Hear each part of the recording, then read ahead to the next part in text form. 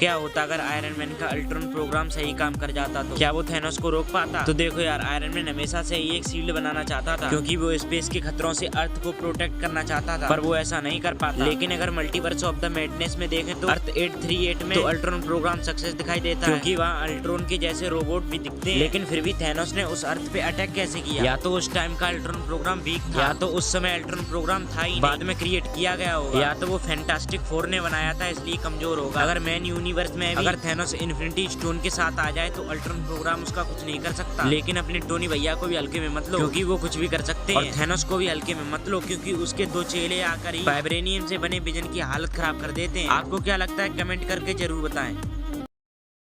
Deadpool और moon night की लड़ाई होगी तो कौन जीतेगा? वेल मूवीज में तो ये आमने सामने नहीं आए, तो हम कॉमिक बेस्ड चलेंगे। Vengeance of the moon night एक कॉमिक है, मून नाइट और डेडपूल एक यूनिवर्स में होते हैं, इत्तेफाक से एक ही क्रिमिनल का पीछा कर रहे होते हैं। डेडपूल उसे मारना चाहता है और मून नाइट नहीं। इसी बात पे दोनों में लड़ाई छिड़ जाती है और डेडपूल बातों बातों में उसे बता देता है कि वो अपनी हीलिंग फैक्ट्री की वजह से नहीं मर सकता। तभी मून नाइट कहता है कि तुझे मारना भी कौन चाहता है। फिर मून नाइट उसपे पंचेस की बारिश करता है जिससे वो इंटरनल डैमेज हो जाता है और डेडपूल इस फाइट में इतना घायल हो जाता है कि उसे हॉस्पिटल जाना पड़ता है और हील करने के बाद भी डेडपूल की कंडीशन इतनी खराब हो जाती है कि कुछ कह नहीं। वेल आपको क्या लगता है कमेंट करके जरूर बताएं।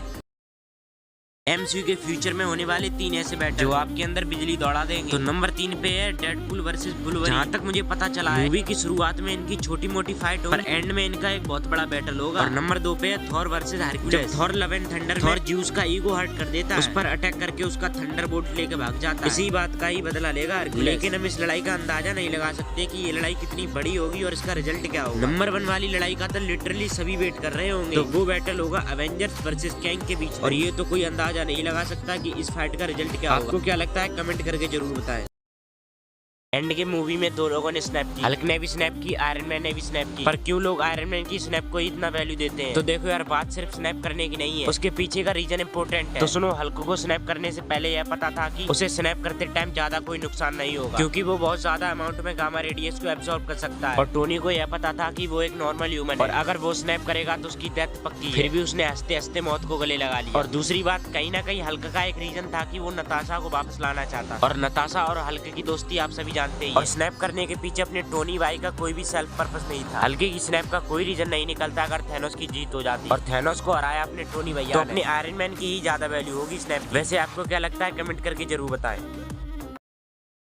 स्पाइडरमैन का सबसे पावरफुल सूट अब तक का कौन सा रहा? वेल एक कॉमिक है फियरलेस इटसेल्फ, जहां हमारे फेवरेट सुपर हीरोज का अपग्रेडेड वर्जन देखने को मिलता है। जब सर्फन एसगार्ड पर हमला कर देता है तो ओडिन उसे रोक नहीं पाता, तो उसे अर्थ से एवेंजर्स की मदद लेनी पड़ती है। उस टाइम आयरन मैन उस टीम का हेड था। तब टोनी अपनी टेक को उरू मेटल से और एसगार्डियन मैजिक से कंबाइन करके सबको।